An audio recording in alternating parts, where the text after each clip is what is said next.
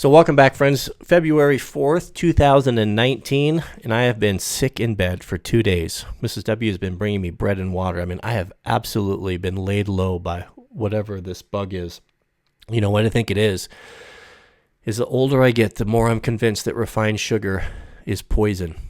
Jack's birthday party, or his birthday came up, and of course that brings ice cream and cake, and Mrs. W's mom was visiting, and of course that means Swedish chocolate and salt licorice, and I did partake, and now I've gotten sick from it.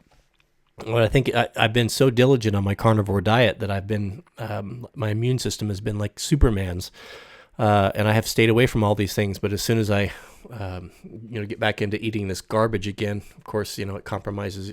I'm really convinced of that. So I thought it might be a good opportunity. About the only thing that I can do here today is to comment on this Joe Rogan controversy, or I guess respond to why I was banned off of his account, YouTube channel, and across all of his social media is what I did. So if you don't know, a couple days ago, he did an interview with Jack Dorsey, the CEO of Twitter, who in my opinion is kind of a horrible, conniving little weasel. So I was looking forward to this interview because Joe is usually pretty even-handed. He's, he always kind of, I wouldn't say that he's a free speech advocate, but he kind of holds himself up above the fray, above the politics, and tries to look at things objectively. And I think he does the best he can. Sometimes he puts me off. Sometimes I really like him. I'll watch his stuff for a while, and sometimes I won't. And I think what it is what puts me off about him, I think sometimes is he believes he's smarter than he thinks he is. And he has these lapses from time to time when he'll have different guests that will bring something up that I think that should just be common knowledge, and he's you can see he doesn't have any idea what the guy's talking about. For someone that talks for a living and reads and prepares for all these guests, I guess I would expect more. But overall, I like the guy, and I continue to watch him. So after watching this horrible interview, it was softball after softball. It was a missed opportunity. It should have been. I was really hoping he was going to go after Dorsey. Not in an aggressive, angry way, but at least hold his feet to the fire for some of the horrible things that this guy's been doing, and deplatforming people and showing favoritism on one group over the other. That's not at all what we got. So I was disappointed after watching this. So I went on and I left a comment. Let me pull that up here for you. So the comment that I left 2 days ago was, Joe doesn't bite the hand. And immediately within the first hour or so, it had 933 thumbs up and 52 responses. Well, I checked back a couple, 2-3 hours later, and those numbers hadn't moved. And I knew immediately what had happened. Now, if you don't know this, YouTube creators can block people from their accounts, but it's this really shady passive-aggressive system. So what it does is, if I were to block you from my account, you wouldn't have any idea. You would still be commenting, and you would still be thumbs upping or thumbs downing and doing what you do, and you see that on your feed, but no one else sees it. So that's why I say it's passive aggressive. It's not like you would try to comment on some place that you've been blocked, and immediately you see, oh, no one's seeing this. I've been blocked from the account. No, they don't want to do that. They have that. They try to do it an underhanded. They're not upfront about it, is what I'm saying. And so you can check to see if you've been blocked from an account. All you have to do is to open an incognito window and go back and look at the same page, and I can see indeed that it has been removed. So they have blocked my account. I knew that also because I had seen notifications from Twitter and different things that that comment really rubbed someone there the wrong way, because not only did they block me from YouTube, they went and blocked me from all social media that I don't even use. I don't think that I've ever commented on them. I mean, someone really had to make an effort to go out and to do that. I guess the thing that got my nose out of joint on this is I thought Joe Rogan had a spine. I thought that he, as a fellow YouTube creator, I thought that he, of all people, would be the person that would stand up and ask the tough questions and not give this guy such a pass. And when he didn't do that, I almost felt betrayed.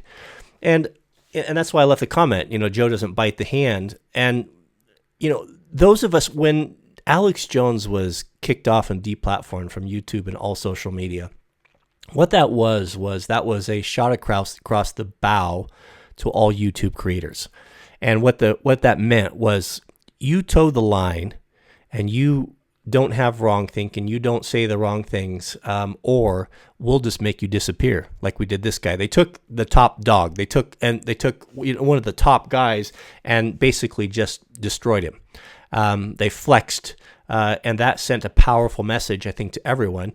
It sent a how can it not? When this is your platform and this is your income and this is how you provide for your family, to think that thousands of videos and all of this work that we put into these channels could one night, we could just wake up one morning and it would be gone, is a frightening thing. And I really believe that Joe bowed under the pressure of this. I don't know if there were things that were discussed before this interview and if there were conditions that Jack had. I will come on this podcast, but you will not talk about this or that. I just don't know. I would, the best thing that could have happened, and I wish that it would have been for him to went after him and asked him some of these hard questions and made him explain himself and his company for what they've done.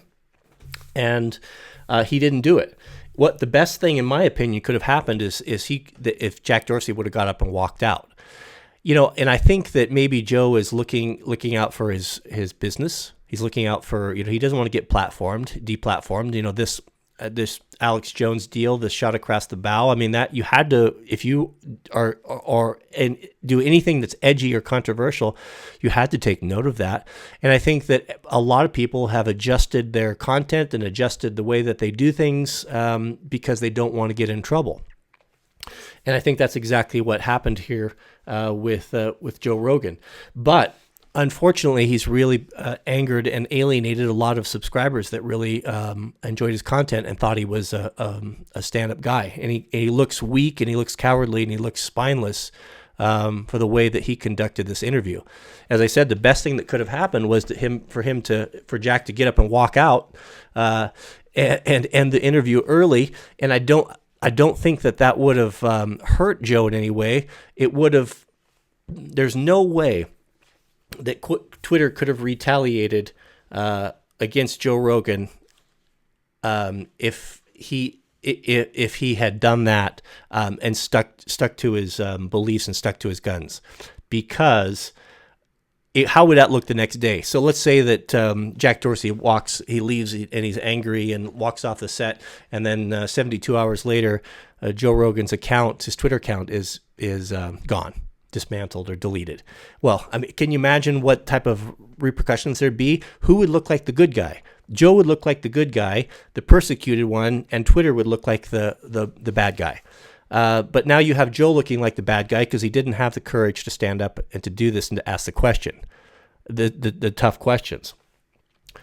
But with that being said, what if I was in that situation? Would I have had the courage to do that when it might seriously affect or touch on your own business or your own income? And I'd like to think so, but it's hard to say. It's easy for me to criticize, but that's kind of what happened, and that's why. How the whole thing went down.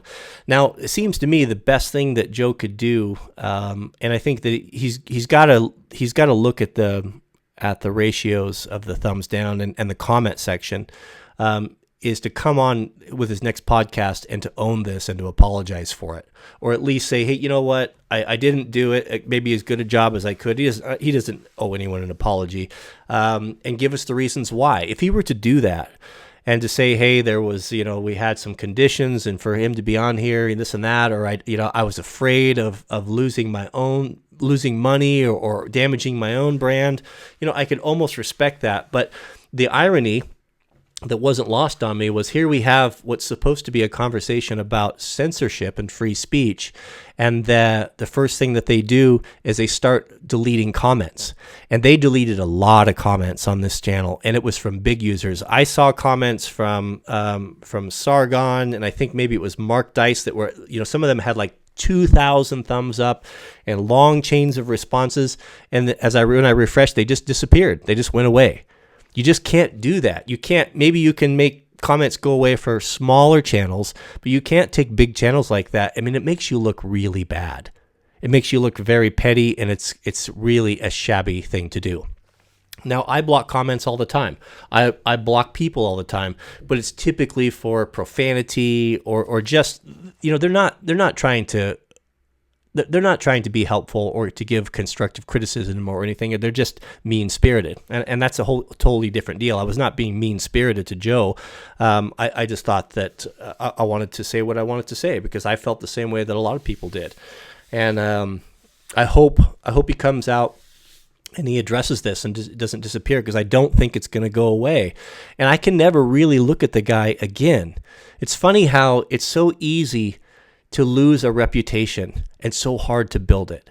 A perfect example, and I think back, when Casey Neistat came on the scene, and his channel was really popular. He was very innovative, and he was doing things, and he raised the bar on what YouTube videos could look like, and how they should be. And I was greatly influenced by that, and I really admired his work. And he had a very different lifestyle from me, but I really appreciated what he did.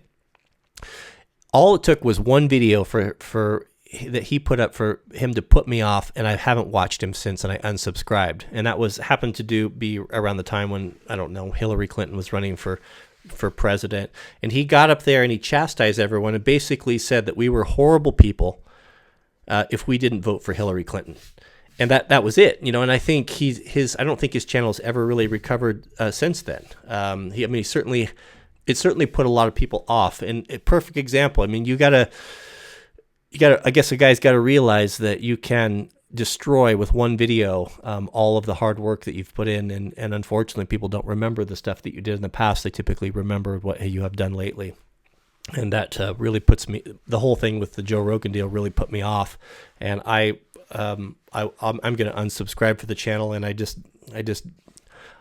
puts me off. I just don't like it. Again, now if he were to come back and address this, and give his perspective, I said apology. Apology is the wrong word. He doesn't owe me or anyone an apology. I misspoke on that. But an explanation would be nice as to why he gave Jack such a pass on this, and I think he needs to address why that happened. That's all. Sorry, my brain is in a fog right now. I'm not thinking clearly. So that's what happened. Well, thanks for watching. We'll see you guys in the next video.